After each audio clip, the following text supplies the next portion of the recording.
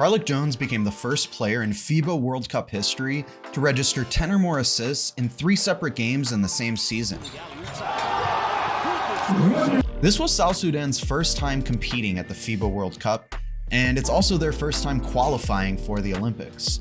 Carlik Jones was a big part of that, averaging 20 points and 10 assists in their 5 games. Is he ready to become a part of the Bulls rotation this season?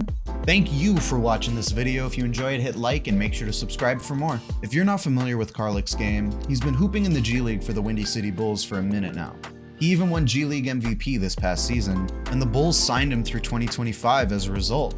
He wasn't used as part of the Bulls rotation much last season, but with what he's done this offseason at the FIBA World Cup, that might change. In South Sudan's first win against China, Jones had 21 points off of 7 of 15 shooting. We know that Carlik can light it up from beyond the arc, and he's still showing it. He was 3 of 4 from his shots from 3. He also grabbed 2 offensive rebounds and tossed 6 dimes. In South Sudan's second victory versus the Philippines, Carlik was showing off his playmaking skills.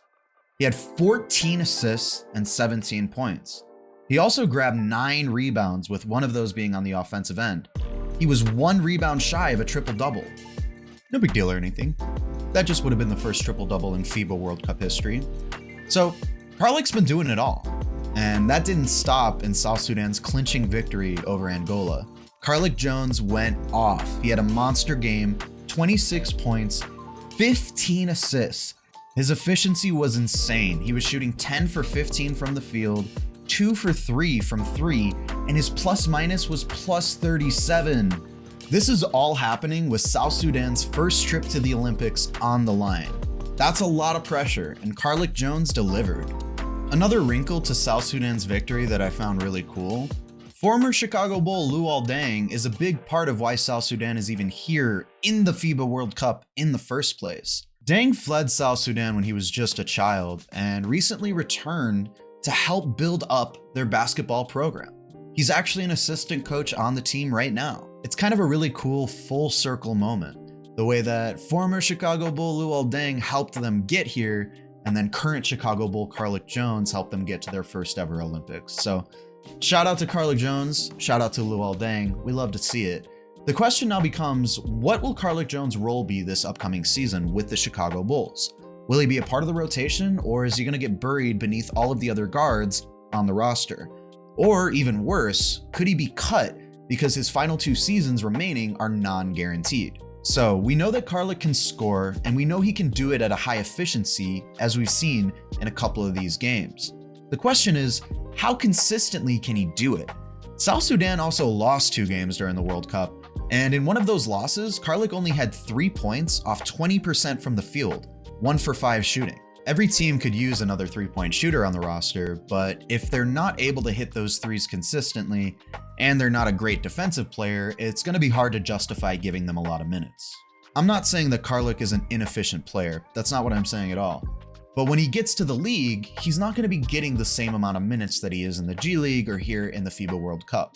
He's not going to be playing 30 minutes a game. So when he's out there for those key moments, he's got to make the most of them.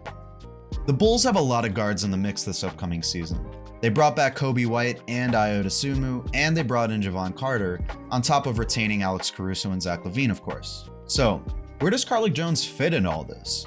Well, it depends on how Billy Donovan sees the rotation shaking out and how he plans to use his bench this season, which we know some fans have some thoughts about how Billy uses his bench. We know he likes to go 3 guards deep sometimes, and even uses Alex Caruso as a power forward, and sometimes Ayo Dosunmu and Coby White kind of like small forwards. So in positions or situations like those, Carlik Jones maybe could come in as a guard option, but it would probably have to be in maybe garbage time of another game, because it doesn't seem like Carlik Jones is going to be cracking that 11 or 12-man rotation that Billy likes to run with. Of course, with this team, injuries are always a possibility, so gotta keep that in the back of our minds as well. A guy like Carlik is a great insurance policy if another player, God forbid, does go down and you need some experienced veteran help at the guard position. So like I said earlier, when those moments do come up for Carlik Jones, he's going to have to make the most of them.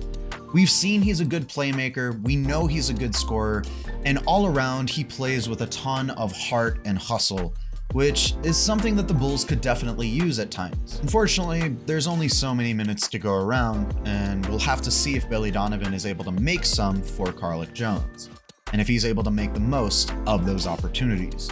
There's also training camp and preseason coming up, which should be a good opportunity for the younger players to show off. Guys like Dalen Terry and Julian Phillips are going to get a lot of run, but so is Carlik Jones. It'll be a great opportunity for him to show how far he's come as a basketball player and how all of these great experiences have impacted his game. I'm excited for him this season, even if we don't see a lot from him. Carlik Jones has been able to accomplish a lot for someone who hasn't played a ton in the NBA, and that's a really cool story. Good for him, and we'll be watching his career in the future. And thank you for watching this video. If you enjoyed it, make sure to hit like, make sure to subscribe if you want to see more, make sure to download the video, put it on your Zune, email it to your parents. I don't know, man. Share the word, spread the word. I also have a new episode of my podcast called Rosscast, which is available now on all the podcast platforms that you probably use. There's some weird ones out there that it's not on, but I encourage you guys to go check that out. It was a fun one. It's actually the first episode of the podcast, so look out for more of those in the future. Thanks again for watching, and we'll talk very soon.